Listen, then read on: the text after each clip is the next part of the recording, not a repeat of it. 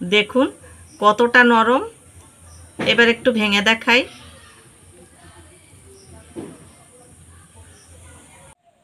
নমস্কার, প্রতিদিনের মতন আজকে আবারও চলে এসেছি দুর্দান্ত একটা রেসিপি নিয়ে। তো খুব সহজ একটা রেসিপি, আপনারা দেখলেই বুঝতে পারবেন কতটা সহজ। তো আজ করব মোদক। তো এই রেসিপিটি দেখতে থাকুন, আশা করি ভালো লাগবে।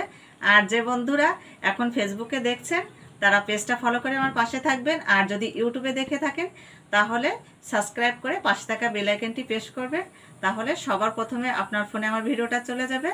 তো আপনারা দেখতে থাকুন তাহলে।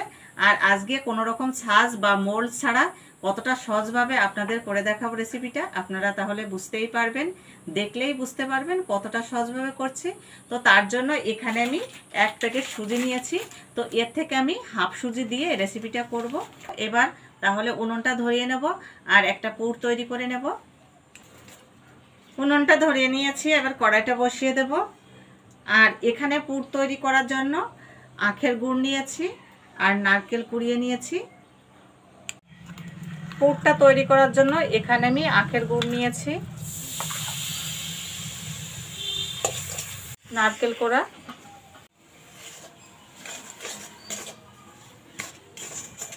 একটু এলাচ গুঁড়ো,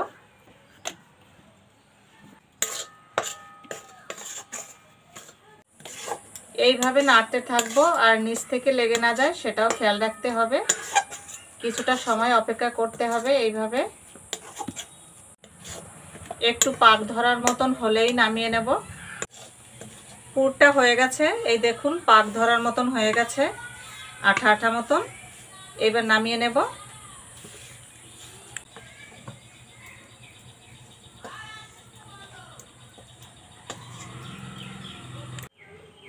পুরটা এখানে নামিয়ে নিয়েছি, আপনারা তো দেখলেন।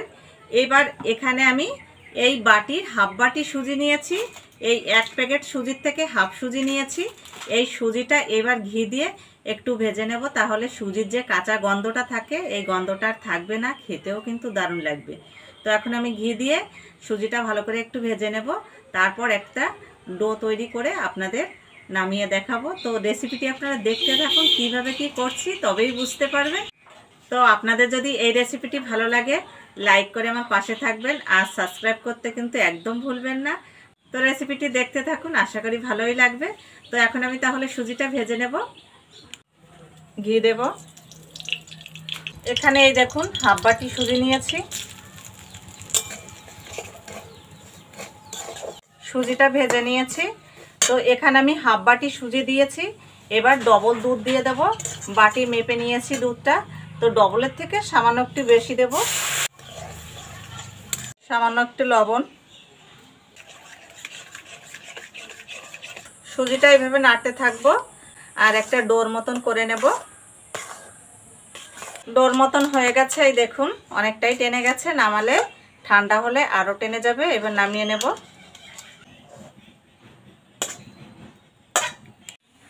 এখানে যে হাতে লেগে যাচ্ছে তার জন্য সামান্য একটু ঘি দেব, তাহলে হাতে লাগবে না। ঘিটা দিয়ে এবার ভালো করে মেখে নেব।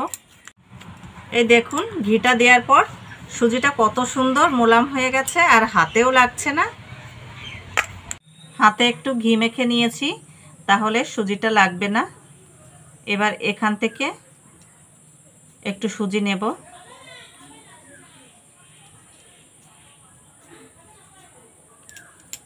একটু গোল করব।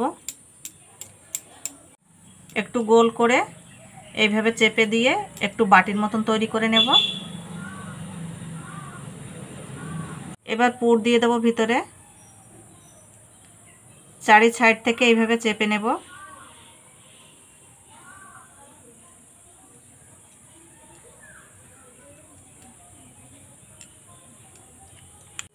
এবার হালকা করে এইভাবে একটু ঘুরিয়ে নেব সমান করে, আর এই দিকটা এইভাবে লম্বা থাকবে। এখানে একটা চাকু নিয়েছি। এবার এই চাকুর যে উল্টো দিকটা আছে সেই দিকটা দিয়ে এইভাবে একটু ডিজাইন করে নেব।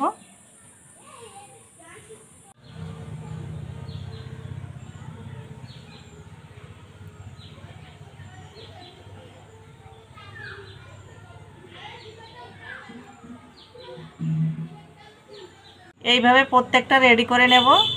দেখুন কত সুন্দর লাগছে। আরেকটা আপনাদের দেখাবো। পুরটা দিয়ে দিয়েছি, এইবার চারিদিক থেকে এইভাবে টেনে টেনে আনতে হবে।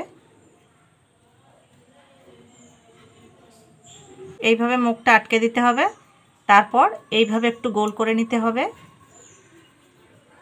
চারিদিকটা এইভাবে ঘুরিয়ে সমান করে নিতে হবে। এই দেখুন কত সুন্দর পুরটা দিয়ে আটকে দিয়েছি। এবার এই চাকুটা দিয়ে একইভাবে এইভাবে দাগ দিয়ে দেব।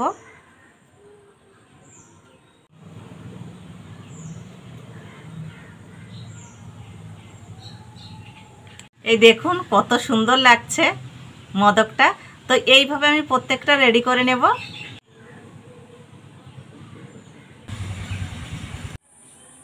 এইভাবে প্রত্যেকটা মোদক আমি তৈরি করে নেব। আর আপনারা তো দেখছেন কতটা সহজ একটা রেসিপি। আপনারা যখন খুশি তখন বাড়িতে করতে পারবেন, দোকান থেকে কিনে খাওয়ার কোনোই প্রয়োজন পড়বে না।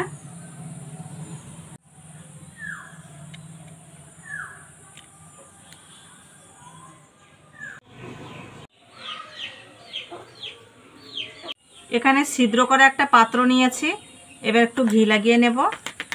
এই ঘিটা দেওয়ার একটাই কারণ, যখন এই মোদকটা আমি ভাপা করব তখন নিচ থেকে আর লেগে থাকবে না, সুন্দরভাবে উঠে আসবে।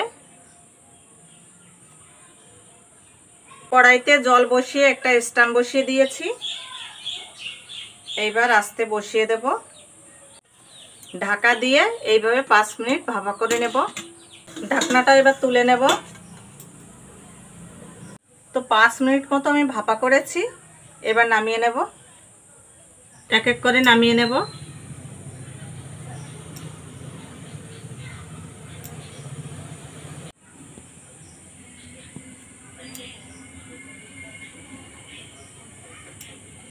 দেখুন মোদকগুলো কত সুন্দর দেখা যাচ্ছে, দেখতেও কতটা সুন্দর লাগছে, খেতে নিশ্চয়ই আরও ভালো লাগবে। তো এখান থেকে আপনাদের একটা ভেঙে দেখাবো। এবার একটু ভেঙে দেখাই, আরেকটা ভেঙে দেখাবো। এই দেখুন কত সুন্দর হয়েছে।